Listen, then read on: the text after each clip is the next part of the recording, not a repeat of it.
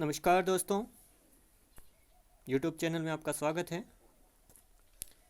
आज हम देखेंगे कि समय की गणना कैसे होती है, समय का निर्धारण कैसे होता है। आपने कभी सोचा है कि जब भारत में दोपहर के 12 बजते हैं, ठीक उसी समय किसी अन्य देश में क्या होगा? भारत में 12 बजे हैं दोपहर की, ठीक उसी समय किसी और देश में क्या हो रहा है? यहाँ तो 2 बजे होंगे दोपहर के, या 5 बजे होंगे दोपहर के, या हो सकता है कि सवेरे के 6 बजे हो, सवेरे के 6 बजे हो। तो आखिर ये क्यों होता है ऐसा कि भारत में जब 12 बजे हैं दोपहर के, उसी समय अलग अलग स्थानों पर अलग अलग समय? इसलिए हम आज देखेंगे समय की गणना कैसे करते हैं, समय का निर्धारण कैसे होता है। हमने पहले देखा है, इसके पहले अक्षांश और देशांतर। अक्षांश और देशांतर रेखाओं के बारे में हमने जानकारी प्राप्त की है पहले, तो उसी से संबंधित है ये हमारा समय का निर्धारण। तो आपको वापस ले चलते हैं थोड़ा बैक, पीछे की ओर, क्योंकि समय का निर्धारण देशांतर रेखाओं से जुड़ा हुआ है। कौन सी रेखाओं से? देशांतर रेखाओं से। हमने पढ़ा है कि देशांतर रेखा कौन सी होगी? ग्लोब पर जो खड़ी रेखा है उत्तर से दक्षिण की ओर इस तरह खींची हुई होती है। इन रेखाओं के कारण क्या होता है? समय का निर्धारण होता है। इन रेखाओं के द्वारा समय में अंतर आता है। ये खड़ी रेखा है, ये क्या कहलाएगी? देशांतर रेखा। अब ये 360 है कुल। कितनी है? 360 देशांतर रेखाएं। मानचित्र पर आप देखें, ग्लोब पर आप देखें तो ये खड़ी रेखा होगी। उसी के माध्यम से उसी के द्वारा हम समय का निर्धारण करेंगे। तो बढ़ते हैं आगे, समय की गणना कैसे करें। तो सबसे पहले चैनल को सब्सक्राइब कीजिए। देखिए, एक स्थानीय समय था। समय की गणना भी अलग अलग होती है। स्थानिक समय होगा, प्रामाणिक समय होगा, टाइम जोन अलग अलग होंगे। तो इस तरह, तो स्थानीय समय, लोकल टाइम क्या होगा? लोकल टाइम तो एक हमारा होता है स्थानीय समय, लोकल टाइम। जब सूर्य क्या होता है? सूर्य मध्याह्न में, मध्याह्न का मतलब दोपहर में, कहाँ पे होगा? हमारे सिर पर। सूर्य मध्याह्न में कहाँ होगा? शीर्ष पर होगा। तो जिस स्थान पर ये शीर्ष हमारे सिर पे होगा, ठीक लंबवत, तो उस समय उस स्थान पर दिन के 12 बजे होंगे। क्या होगा? 12 बजे होंगे। तो स्थानीय समय है वो सूर्य की सहायता से ज्ञात किया जाता है। किसकी सहायता से? सूर्य की सहायता से। ये आपने देखा, सूर्य की सहायता से स्थानीय समय की गणना होती है। पहले प्राचीन काल में देखें तो हमारे पास घड़ियां नहीं हुआ करती थी। हमारे माता पिता और दादा दादी वो समय छाया देखकर ही निर्धारित करते थे कि अभी कितने बजे होंगे, उसका अनुमान लगाते होंगे। वो ठीक इसी द्वारा, इसी विधि का उपयोग करते हुए समय की गणना अथवा समय को देखते थे। आज भी जो हमारे दादा दादी हैं वो इसी माध्यम से कि हमारे घर की परछाई किस ओर जा रही है, या कोई वृक्ष है उसकी परछाई किस ओर जा रही है, तो उसको देखकर ही समय का निर्धारण कर लेते। तो स्थानीय समय क्या होगा? उस स्थान विशेष पे कोई व्यक्ति माना कि यहाँ खड़ा हुआ है एक स्थान पर, अब उस समय उसके सिर पर सूर्य है, बिल्कुल क्षितिज में, तब क्या कहलाएगा? बिल्कुल सिर पे है, तब क्या होगा? उस स्थान पर वो क्या होगा? स्थानीय समय होगा उसका। किसका? उस स्थान का क्या होगा? दोपहर के 12 बजे होंगे। कितने बजे होंगे? दोपहर के 12।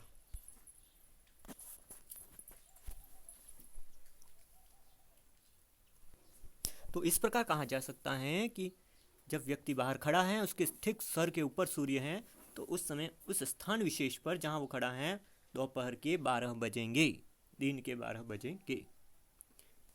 आगे हम देखते हैं। अब यदि ज्ञात स्थान अज्ञात स्थान वाले के पूर्व की ओर में है तो क्या होगा? 4 मिनट का अंतर आएगा प्रति देशांतर। कितने देशांतर? प्रति देशांतर। कहने का अर्थ कि मैं ठीक बाहर खड़ा हुआ हूं और सूर्य मेरे सर पर दिख रहा है, मेरे को सर के बिल्कुल सीध में ऊपर है, तब उस समय उस स्थान का समय क्या होगा? 12 बजे होंगे दोपहर के। अब मेरे को मेरे वाले स्थान से पूर्व की दिशा की ओर 10 डिग्री देशांतर। कितने डिग्री? 10 डिग्री देशांतर पूर्व में मेरे को किसी अज्ञात स्थान का समय ज्ञात करना है। तो ऐसी स्थिति में क्या होगा? प्रति देशांतर 4 मिनट का अंतर आएगा। कितना? 4 मिनट। तो यहाँ कितने देशांतर हुए? 10 देशांतर। तो 10 गुणित 4 का गुणा कर देना बराबर 40 मिनट का अंतर आ गया। कितने मिनट का? 40 मिनट का अंतर आ गया। तो इस तरह अगर वो स्थान पूर्व दिशा में है तो प्रति देशांतर 4 मिनट जुड़ जाएंगे।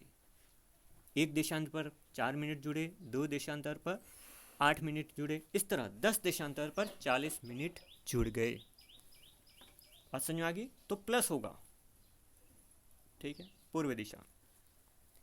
दूसरा सिचुएशन दूसरी, अगर वो पश्चिम दिशा में स्थित है। किस दिशा में? पश्चिम दिशा में। तो क्या होगा? उसके विपरीत स्थिति होगी, माइनस हो जाएगा। जैसे मैं जहां खड़ा हूं बाहर, या मेरा जो देश है वो पूर्वी देशांतर पर स्थित है और मेरे को पश्चिमी देशांतर पर कोई स्थान है पश्चिम में, उसका समय ज्ञात करना है। तो क्या हो जाएगा? माइनस। जैसे कि ये यहाँ पे मैं खड़ा हूँ, ये पूर्व में, और यहाँ पर दोपहर के 12 बजे हुए। कितने? 12 बजे। और मेरे को इस स्थान पर समय ज्ञात करना, और ये स्थान मेरे को देशांतर ज्ञात है इसका कि 12 देशांतर पश्चिम में स्थित है, 12 डिग्री पश्चिम में स्थित है ये स्थान। तो ऐसी स्थिति में क्या करना है मेरे को? इस स्थान का समय ज्ञात करना। समय ज्ञात, तो मेरे को क्या करना है? 4 मिनट माइनस करने पड़ेंगे प्रति देशांतर। कितने देशांतर? 12 देशांतर है, तो 12 गुणित 4 बराबर कितने आ जाएंगे? लगभग 60 मिनट, 60 मिनट आ जाएंगे। तो ऐसी स्थिति में 60 मिनट क्या हो गए? 1 घंटा होगा। कितना होगा? 1 घंटा। तो ऐसी स्थिति में मेरे को 1 घंटा माइनस करना पड़ेगा। यहाँ पे 12 बजे थे मैं जहाँ खड़ा हूँ, तो यहाँ पर कितने बजेंगे? 11 बजेंगे। कौन से? सवेरे की। ठीक है। तो इस तरह प्रति देशांतर पश्चिम की ओर जाने पर 4 मिनट माइनस हो जाएंगे। तो ये कहलाता है स्थानीय समय। दूसरा ले लेते हैं आगे। एक प्रामाणिक समय होता है, मानक समय, स्टैंडर्ड टाइम। अब स्टैंडर्ड टाइम इसलिए आवश्यक है क्योंकि सब देशों का फिर अलग अलग टाइम होगा, फिर आपस में मैच नहीं करेंगे। एक ही देश में कई प्रकार के टाइम हो जाएंगे। तो ऐसे स्थिति में इसकी महती आवश्यकता है। भारत ही देख लें तो यहाँ पे बहुत सारे टाइम जोन हो जाएंगे। तो ऐसे स्थिति में एक स्टैंडर्ड टाइम होना चाहिए, प्रामाणिक समय अथवा मानक समय। सामान्यतः क्या किया जाता है, प्रामाणिक समय किसको कहा जाएगा, उस देश की, जिस भी देश की बीचों बीच जो देशांतर रेखा गुजरती है उस रेखा को मानक मध्याह्न रेखा कहा जाता है। क्या कहा जाएगा, मानक मध्याह्न रेखा। कौन सी, उस देश के बीचों बीच गुजरने वाली रेखा। अब उस रेखा के माध्यम से ही उस देश का समय निर्धारित होगा। बीचों बीच रेखा पर अगर दोपहर के 12 बजे तो पूरे देश में उस समय क्या बजेंगे, 12 ही बजेंगे, क्योंकि एक ही मानक देशांतर रेखा हमने निर्धारित की है। अगर किसी ने 4 मानक देशांतर रेखा निर्धारित की है वो अलग बात है, लेकिन एक ही मानक देशांतर है किसी देश की। अधिकांश देशों की यही स्थिति है कि एक ही मानक देशांतर रेखा है। तो ऐसी स्थिति में उस मानक देशांतर रेखा को ही पूरे देश का समय मान लिया जाता है। उस देशांतर रेखा पे जो बीचों बीच है किसी भी देश की, अगर उस समय सवेरे 5 बजे तो पूरे देश में भी सवेरे 5 ही बजेंगे, तो इसको कहा जाएगा मानक या प्रामाणिक समय, स्टैंडर्ड टाइम। अब भारत की बात कर लेते हैं। भारत में कौन सी रेखा जो प्रामाणिक रेखा है, प्रामाणिक मध्याह्न रेखा, भारतीय मानक समय रेखा भी कहा जाता है, जो इलाहाबाद से गुजरती है 82.5 डिग्री। आपको ये दिखाई दे रहा होगा 82.5 डिग्री। भारत में 82.5 डिग्री पूर्वी देशांतर पूरा कहा जाता है इसको, पूर्वी देशांतर पर स्थित इलाहाबाद उत्तर प्रदेश में आता है। और वर्तमान में इसको क्या कहा जाता है, प्रयागराज। इसका नाम बदल गया, ये भी प्रश्न आ सकता है, प्रयागराज। तो आपको याद रखना ये प्रयागराज किसको कहा जाता है, ठीक है। तो इलाहाबाद को ही प्रयागराज नाम दे दिया गया। तो भारत के बीचों बीच रेखा गुजरती है 82.5 डिग्री पूर्वी देशांतर रेखा, जो इलाहाबाद से गुजरती है। इलाहाबाद में नैनी नामक स्थान है, और डिटेल में बता दूं, जो कि प्रयागराज कहा जाता है वर्तमान में। तो वहाँ से ये गुजरती है, प्रयागराज आ जाए, इलाहाबाद आ जाए, नैनी आ जाए, उत्तर एक ही है भारत का। स्थानीय समय उसी से निर्धारित किया जाता है 82.5 डिग्री पूर्वी देशांतर रेखा।